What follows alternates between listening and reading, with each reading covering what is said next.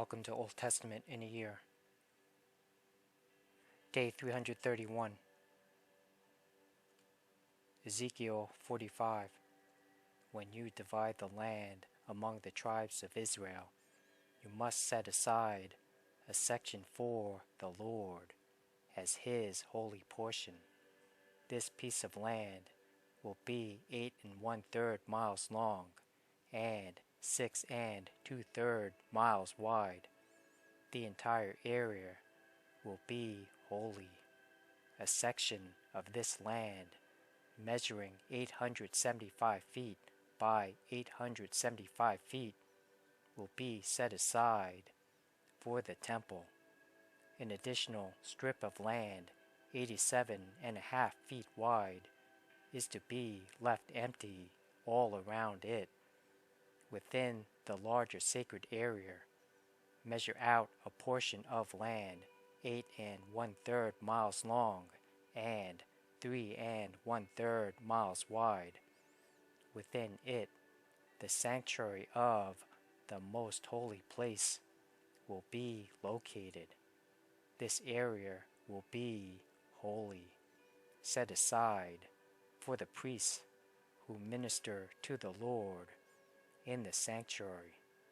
They will use it for their homes, and my temple will be located within it. The strip of sacred land next to it, also 8 1/3 miles long and 3 1/3 miles wide, will be a living area for the Levites who work at the temple. It will be their possession and a place for their towns. Adjacent to the larger sacred area will be a section of land 8 1/3 miles long and 1 2/3 miles wide. This will be set aside for a city where anyone in Israel can live. 2 special sections of land will be set apart for the prince. One section will share border with the east side of the sacred lands and city, and the second section will share a border on the west side. Then the far eastern and western borders of the prince's lands will line up with the eastern and western boundaries of the tribal areas. These sections of land will be the prince's allotment. Then my princes will no longer oppress and rob my people. They will assign the rest of the land to the people, giving an allotment to each tribe. For this is what the Sovereign Lord says.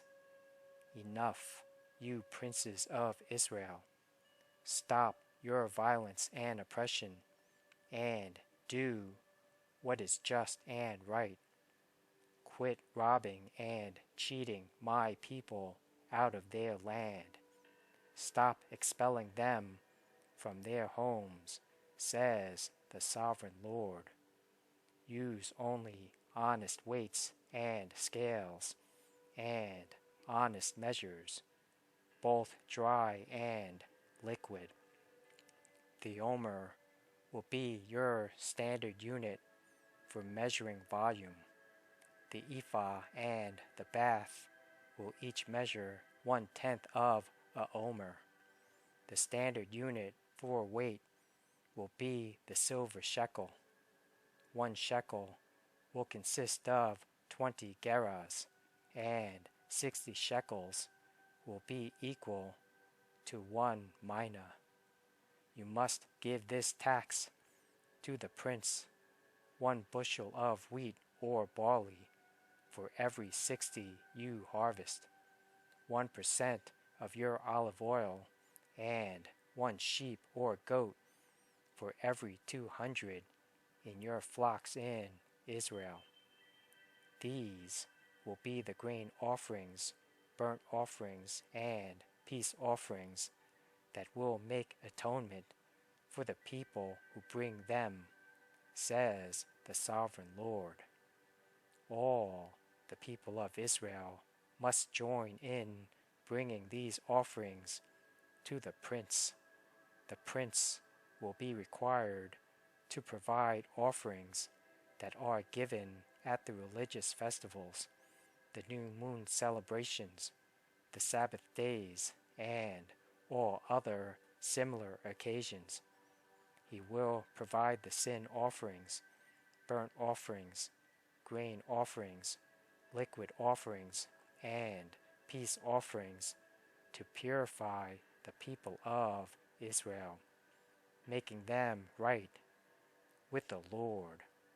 This is what the sovereign Lord says.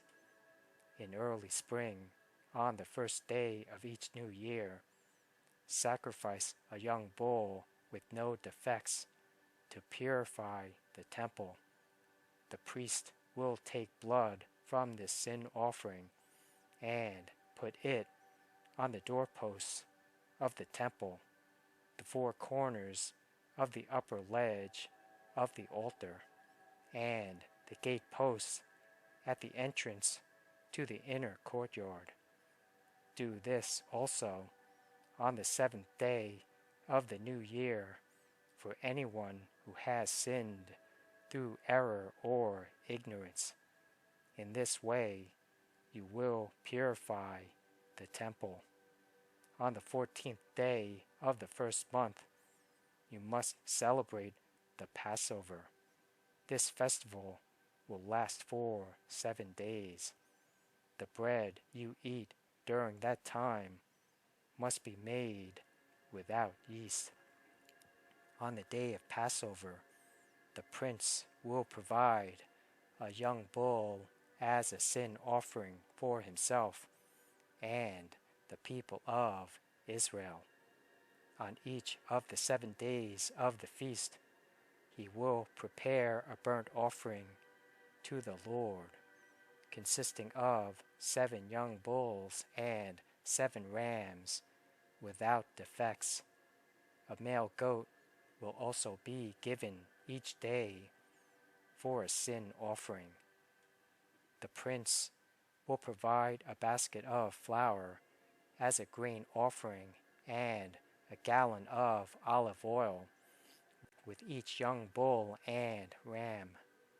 During the 7 days of the Festival of Shelters, which occurs every year in early autumn, the prince will provide these same sacrifices for the sin offering, the burnt offering, and the grain offering, along with the required olive oil.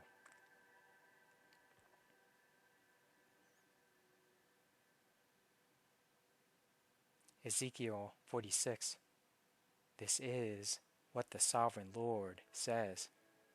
The east gateway of the inner courtyard will be closed during the 6 workdays each week, but it will be open on Sabbath days and the days of new moon celebrations.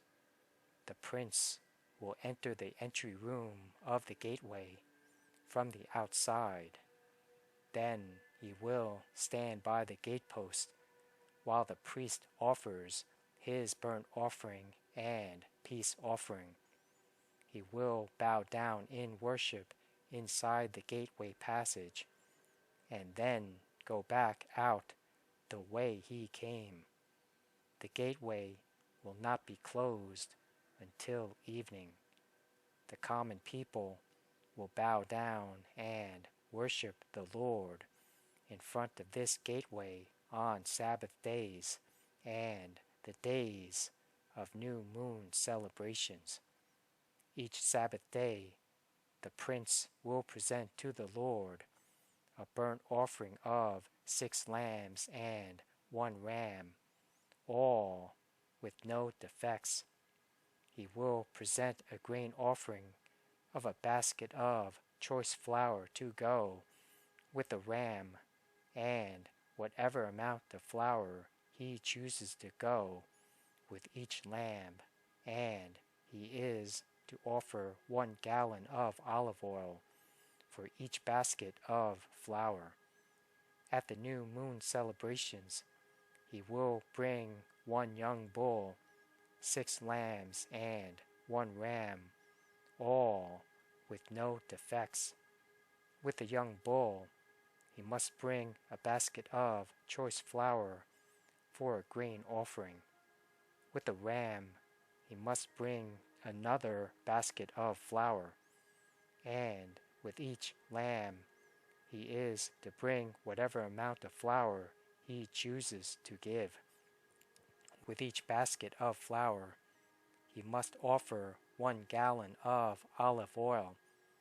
The prince must enter the gateway through the entry room, and he must leave the same way.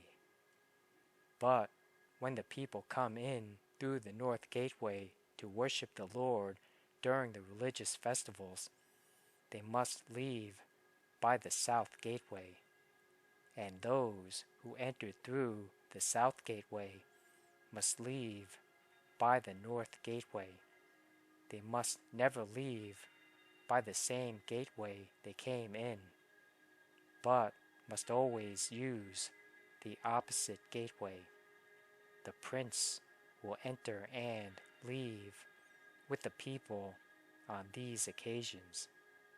So, at the special feasts and sacred festivals, the grain offering will be a basket of choice flour with each young bull, another basket of flour with each ram, and as much flour as the worshiper chooses to give with each lamb.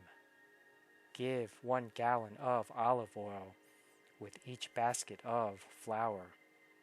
When the prince offers a voluntary burnt offering or peace offering to the Lord, the east gateway to the inner courtyard will be opened for him, and he will offer his sacrifices as he does on Sabbath days. Then he will leave, and the gateway will be shut behind him. Each morning you must sacrifice a 1-year-old lamb with no defects as a burnt offering to the Lord. With the lamb, a grain offering must also be given to the Lord. About 3/4 of flour with 1/3 of a gallon of olive oil to moisten the choice flour. This will be a permanent law for you. The lamb, the grain offering, and the olive oil must be given as a daily sacrifice every morning without fail. This is what the sovereign Lord says. If the prince gives a gift of land to one of his sons as his inheritance, it will belong to him and his descendants forever. But if the prince gives a gift of land from his inheritance to one of his servants, the servant may keep it only until the year of Jubilee, which comes every 50th year. At that time, the land will return to the prince. But when the prince gives gifts to his sons, those gifts will be permanent, and the prince may never take anyone's property by force. If he gives property to his sons, it must be from his own land, for I do not want any of my people unjustly evicted from their property.